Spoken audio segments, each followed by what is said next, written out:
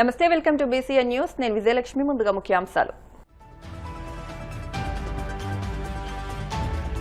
ప్రభుత్వ ఉన్నత పాఠశాలలో విద్యార్థులకు సైకిళ్లు పంపిణీ చేసిన రాష్ట్ర మంత్రి రవికుమార్.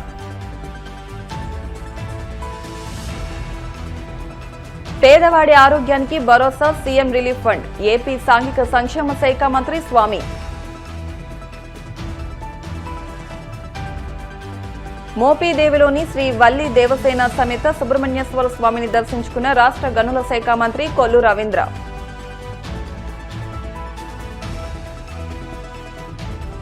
ఎన్నికల కమిషన్ కు ఘాటైన ప్రశ్నలు సంధించిన మాజీ మంత్రి శైలజానాథ్. బాపట్ల జిల్లా అద్దంకి నియోజకవర్గ పరిధిలోని ప్రభుత్వ ఉన్నత పాఠశాల విద్యార్థులందరికీ మంత్రి రవికుమార్ ఉచితంగా సైకిళ్లను పంపిణీ చేశారు. బల్లికురవ మండలం ఉప్పుమాగులూరు జిల్లా పరిషత్ ఉన్నత పాఠశాలలో 208 మంది విద్యార్థులకు మంత్రి గొట్టిపాటి రవికుమార్ సైకిళ్లను అందజేశారు. ఈ సందర్భంగా మంత్రి గొట్టిపాటి మాట్లాడుతూ ప్రభుత్వ పాఠశాల విద్యార్థుల ప్రయాణ భారం తగ్గించాలనే ఉద్దేశంతో సైకిళ్లు అందజేయడం జరిగిందని తెలిపారు.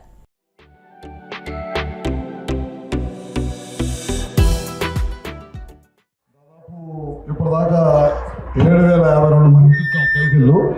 ఇవాళ ఉప్మారులో 168 మందికి 168 మందికి 40 మందికి అందరూ కూడా 208 మందికి ఇవాళ సైకిల్ ఇస్తున్నాము. ఇది సేల్ కంపెనీ వాళ్ళు ఇచ్చారు. దాదాపు మొన్న మధ్య 1000 ఇచ్చారు.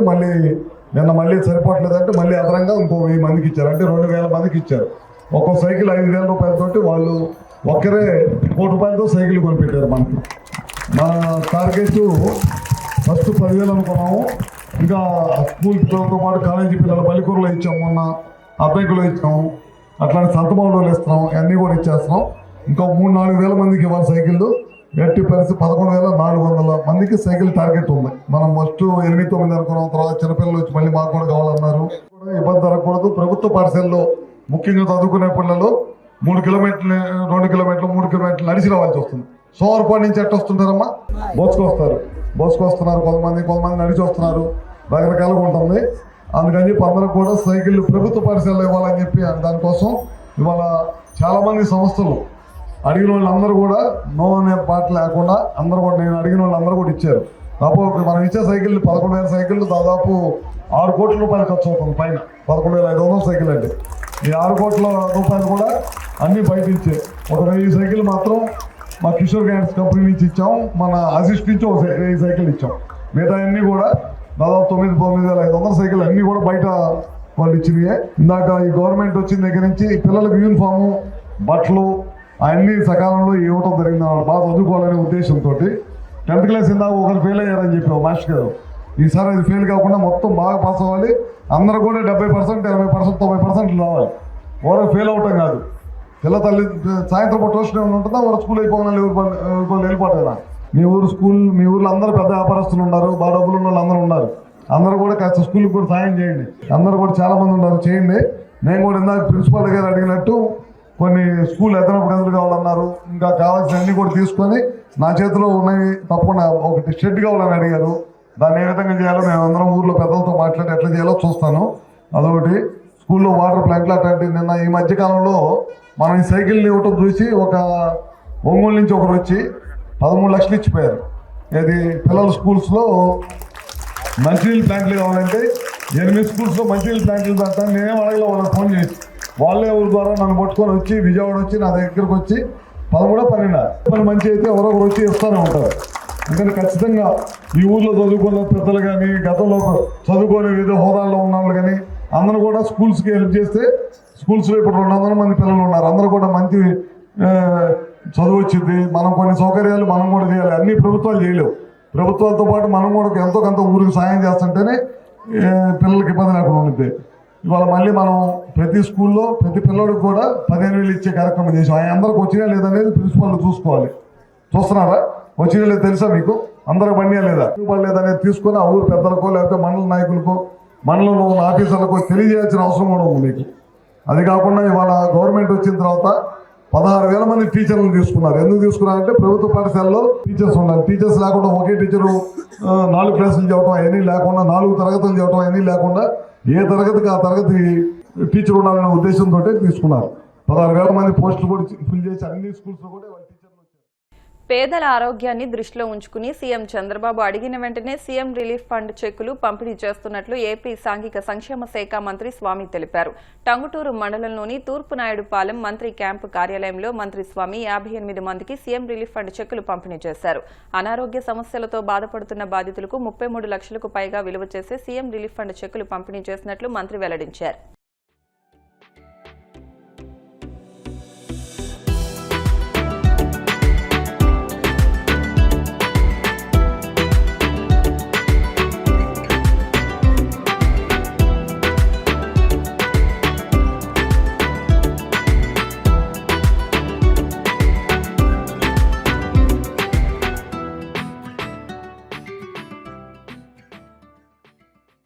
ముఖ్యమంత్రి శ్రీ నారా చంద్రబాబు నాయుడు గారు పేద ప్రజల కష్టాల్లో ఉండకూడదు, ఎవరికైనా అనారోగ్యం అనేది వచ్చినప్పుడు ఆ కుటుంబాలు ఆర్థికంగా చితికిపోకూడదని చెప్పేసి ముఖ్యమంత్రి సహాయ నిధి ద్వారా వారికి ఆర్థికంగా ఎంతో కొంత సహకారం అందించి అండగా ఉంటున్నటువంటి ముఖ్యమంత్రి శ్రీ నారా చంద్రబాబు నాయుడు నేను మనస్ఫూర్తిగా ధన్యవాదాలు తెలియజేస్తున్నా. ఈరోజు కొండేపు నియోజకవర్గంలో మొత్తం మనకి 31,53,000 రూపాయలని 58 మందికి ముఖ్యమంత్రి సహాయ నిధి కింద అందించడం జరిగింది. ఇప్పటివరకు మన నియోజకవర్గంలో 12,02,56,000 రూపాయలని 1,524 మందికి అందించడం జరిగింది. ఇంత పెద్ద మొత్తంలో మన కొండేపు నియోజకవర్గానికి సహకరించి అదేవిధంగా వందలాది కోట్ల రూపాయలని ఈ రాష్ట్రంలో పేద ప్రజల యొక్క ఆరోగ్యం కోసం వెచ్చిస్తున్నటువంటి శ్రీ నారా చంద్రబాబు నాయుడికి నేను మనస్ఫూర్తిగా ధన్యవాదాలు తెలియజేస్తున్నాను. ఎందుకంటే వారు ఒకటే అంటున్నారు, వైద్యానికి ఖర్చు పెట్టి ఆ కుటుంబాలు చితికిపోకూడదని. అందుకోసమే 25 లక్షల రూపాయలతోటి ఇన్సూరెన్స్ తీసుకొస్తున్నారు. ఇంతేకాకుండా ప్రజలందరి యొక్క రికార్డ్స్ మొత్తాన్ని ఆన్లైన్ చేసి సంజీవని ప్రాజెక్టును తీసుకురాబోతున్నారు. అది బిల్ గేట్స్ సహకారంతో సంజీవని పథకాన్ని ప్రారంభిస్తబోతున్నాం. ఇప్పటికే చిత్తూరు జిల్లాలో చేస్తున్నాం. దానివల్ల అత్యవసరంగా మనకి ఏ ప్రమాదం రాబోతుందో కూడా అలర్ట్ చేసి వారికి వైద్యం అందించి ప్రాణాలను కాపాడే విధంగా కూడా ఉపయోగపడుతుంది. కాబట్టి ముఖ్యమంత్రి గారు ముందు కుప్పంలో చేశారు. కుప్పంలో దాదాపుగా ఇలాంటి 60,000 మందికి ఏ ప్రమాదాలు ఉన్నాయో కూడా గమనించి చేసిన పరిస్థితిని చెప్తా ఉన్నారు. చిత్తూరు జిల్లా చేస్తున్నారు. త్వరలోనే రాష్ట్రం అంతా కూడా రేపు 1వ తేదీ నుంచి చేసేదానికి ప్రణాళిక సిద్ధం చేస్తూ ఉన్నాయి.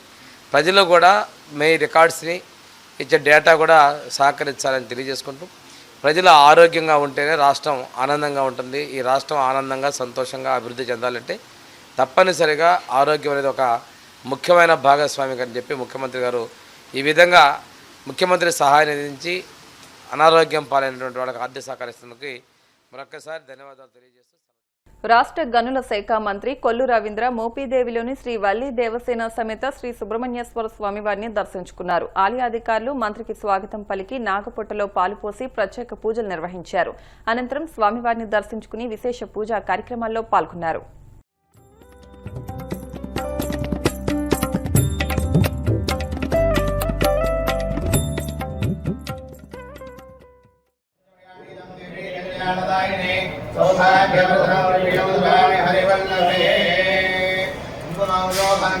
सर्वदा मंगलप्रदं मयानीतं महादेवभ्यं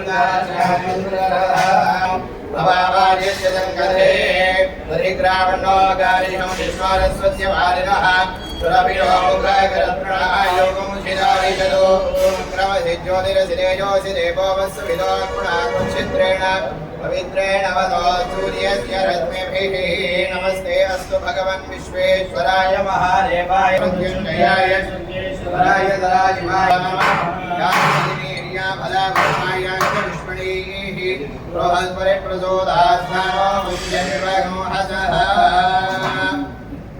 स्वाहा स्वाहा देवाणीयं समर्पयामि ओम घोरेभ्यो घोरेभ्यो घोरेभ्यः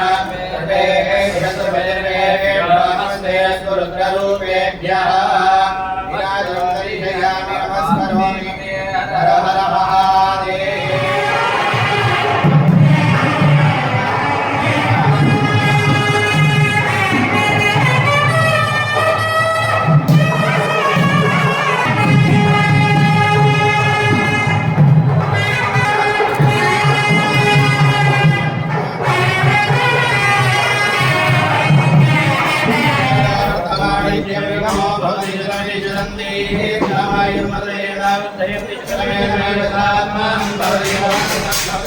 ఐశ్వర్యం భవతి జనమినిజందే తమాయో ఆయుర్వాగ్నే అభిలాషాలో ప్రక్రియతో హృదయోనినేతి సంమేత్వా మృత్యం దేవపుత్రం కిరచ్చదాత్మో దేవస్యం దేవానాం కవయత్వాన్ దేవాదః దేవాయినం మే సమరస్యమానౌ దివిదేవా వసవో దీర్ఘమాయో అగ్నిర్భవతిర్భవ ఆదిత్యాయ మదేజో భవ.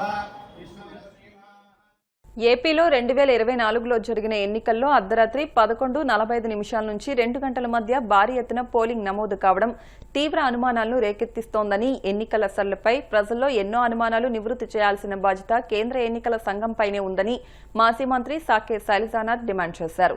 అనంతపురంలోని వైఎస్ఆర్ కాంగ్రెస్ పార్టీ కార్యాలయంలో ఆయన మీడియాతో మాట్లాడుతూ దేశ చరిత్రలో గతంలో ఎన్నడూ లేని విధంగా ఎన్నికల కమిషన్ వ్యవహార శైలిపై ప్రజల్లో తీవ్రమైన అనుమానాలు కలుగుతున్నాయని వాటిని నిజం చేసేలా ఈసీ వ్యవహార శైలి కూడా ఉందని మండిపడ్డారు. వీవీప్యాట్ స్లిప్పులను కాల్చివేయడం, సీసీటీవీ ఫుటేజ్లు అడిగితే ఇవ్వకపోవడం వంటి విధానాలు చూస్తుంటే ఏదో జరిగిందనే అనుమానాలకు బలం చేకూరుస్తోందని, బ్యాలెట్ పేపర్లతో ఎన్నికలు నిర్వహించిన రోజుల్లోనే సాయంత్రానికల్లా తుది పోలింగ్ శాతం వెల్లడించేవారని, కానీ ఈవీఎంలతో ఎన్నికలు నిర్వహించిన 3 తర్వాత తుది పోలింగ్ శాతం ప్రకటించడం ఏంటని ప్రశ్నించారు. ఈ మధ్యకాలంలో ప్రముఖంగా అందరి దగ్గర నానుతున్న అంశం ఆంధ్రప్రదేశ్ రాష్ట్ర ఎన్నికల్లో ఒక మెరుపు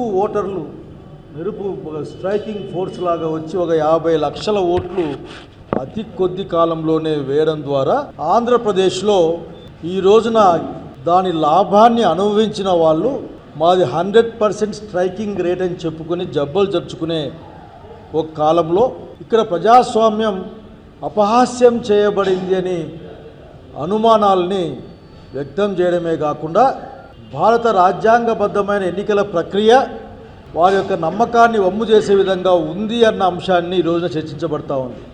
పరకాల ప్రభాకర్ గారు చెప్పక ముందు నుంచి కూడా చాలామంది రాజకీయ నాయకులు, విశ్లేషకులు కానీ సామాజిక శాస్త్రవేత్తలు ఆంధ్రప్రదేశ్ ఎన్నికల్లో 45 లక్షల ఓట్ల యొక్క వివరాలు కావాల్సింది అని పలుమార్లు పలు వేదికలపైన మాట్లాడడం జరిగింది. సమాధానం చెప్పేవాళ్ళు ఎవరూ లేరు. అసలు ఎంత దుర్మార్గంగా వ్యవహరించారంటే వీవీప్యాట్లని ఒక వారంలో కాల్ చేశారు.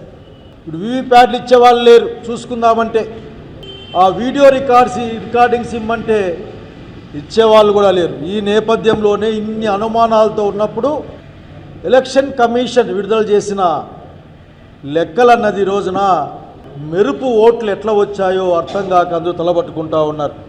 బహుశా అదృశ్యంగా ఆత్మలు వచ్చి ఓట్లు వేసిపోయాయేమో అనిపిస్తూ ఉంది. ఎలక్షన్ కమిషన్ లెక్కలు ఎలక్షన్ కమిషనే చెప్పాలి. తద్వారా కేంద్రంలోని ఎన్డీఏ ప్రభుత్వం కూడా సమాధానం చెప్పుకోవాలి. ఇక్కడ కూడా ఎన్డీఏ ప్రభుత్వమే ఉన్న సంగతి కూడా గుర్తు చేస్తూ ఉన్నాం.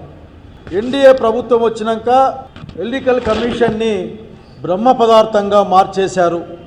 ప్రజాస్వామ్యానికి అననుకూలంగా వ్యతిరేకంగా ఎలక్షన్ కమిషన్ని ఎన్డీఏ ప్రభుత్వం మార్చేసిందని ఆరోపణలు చేసే వాళ్ళున్నారు. అనుమానాలు వ్యక్తం చేస్తూ ఉన్నాం.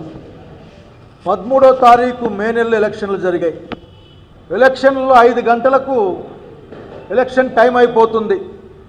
5 గంటల సమయంలో 68.04% ఆంధ్రప్రదేశ్ ఎన్నికల్లో 13వ తారీఖు మేన వచ్చింది అని చెప్పి ఎలక్షన్ కమిషన్ ఆంధ్రప్రదేశ్ ప్రకటించింది. కానీ ఆశ్చర్యకరంగా ఆఖరికి వచ్చి ప్రకటించినప్పుడు 80.66% వచ్చింది అని చెప్పింది. మరింత లెక్కల్ని చూసినప్పుడు ఈ ఎక్కువ ఓట్లన్నీ కూడా 11:45 అర్ధరాత్రి నుండి 2 గంటలు 14వ తారీఖు ఉదయం లోపల ఈ ఓట్లు వేయబడ్డాయని లెక్కలు గణాంకాలు చెప్తా ఉన్నాయి. 8 నుంచి 11:45కి 0.0008% మాత్రమే పోలైంది. అంటే పోలింగ్ సమయం ముగిసినప్పటి నుండి 8 గంటల రాత్రి వరకు నెగ్లిజిబుల్ లెక్కలేకి రాని విధంగా 32-35 వేల ఓట్లు పోలయ్యాయి. 0.0008గా లెక్కించబడింది. ఆశ్చర్యకరంగా 11:45 నుంచి AM నుంచి PM నుంచి 14:02 ఉదయం వరకు ఉదయం లోపల అది 80.66గా మారిపోయింది. ఇక్కడే అసలు సమస్య వస్తూ ఉంది. సగటున ఉదయం పూట జరిగిన పోలింగ్లో 60 ఓట్లు గంటకి వేసిన పరిస్థితి. కానీ వీళ్ళు చెప్పిన ఈ మాయ అసలు అర్థం కాలేదు. మాయనో మర్మమో లేకుంటే ఏంటో అర్థం కావడం లేదు.